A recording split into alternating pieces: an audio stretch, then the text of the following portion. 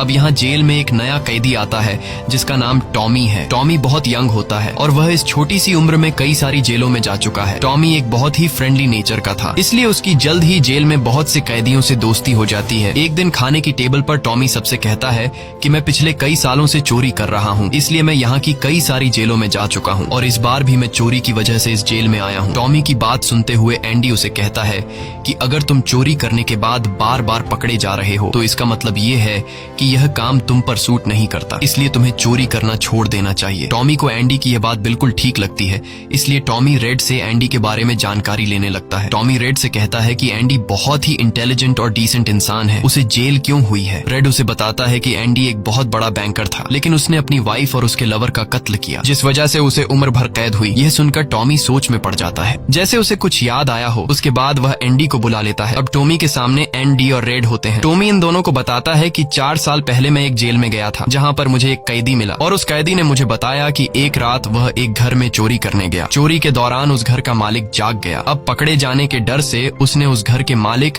और उसकी पत्नी को मार डाला। बाद में उसे पता चला कि वो दोनों पति पत्नी नहीं थे बल्कि लवर थे और वो औरत एक बहुत बड़े बैंकर की पत्नी थी। कुछ समय बाद जब मैंने अखबार में न्यूज पढ़ी तो मुझे पता चला कि पुलिस ने जब इन 2 मर्डर्स के बारे में जांच की तो पुलिस को शक हुआ कि इन दोनों को बैंकर ने मारा है, इसलिए बैंकर को उसकी पत्नी और उसकी पत्नी के लवर के हत्या के इल्जाम में गिरफ्तार कर लिया गया। यहाँ हमें पता चलता है कि एंडी बेगुनाह था। ये सब जानने के बाद एंडी वार्डन के पास जाता है और उससे ये सारी बातें बताता है, पर वार्डन जानबूझकर उसकी बातों पर विश्वास नहीं करता क्योंकि एंडी वह इंसान है जो उसके काले पैसों को व्हाइट में बदलता है और वार्डन के सारे राज जानता है। इसलिए अगर एंडी यहाँ से चला गया तो वार्डन न तो और पैसे कमा पाएगा और शायद उसके ब्लैक पैसों का राज भी खुल जाएगा। इसलिए वह एंडी से कहता है कि यह एक झूठी कहानी है, मुझे ऐसी कहानियां रोज सुनने को मिलती हैं। एंडी वार्डन से वादा करता है कि अगर मैं आजाद भी हो गया तो मैं तुम्हारा राज ही रखूंगा, लेकिन वार्डन एंडी की कोई भी बात नहीं सुनता। यह देखकर एंडी को बहुत गुस्सा आता है कि मैंने इस आदमी की इतनी मदद की लेकिन आज बेगुनाह होने के बावजूद भी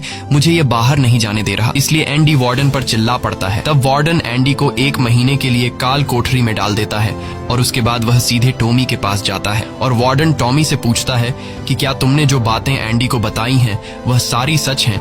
टॉमी कहता है हाँ ये बिल्कुल सच है। इसके बाद वह टॉमी से कहता है कि क्या अगर तुम्हें कोर्ट में बुलाया जाए तो तुम कोर्ट में इस बात की गवाही दे सकते हो। तब टॉमी कहता है हाँ मैं इसके लिए तैयार हूँ। ये सुनते ही वार्डन ऊपर गार्ड को इशारा करता है और वह गार्ड टॉमी को गोलियों से छलनी कर देता है।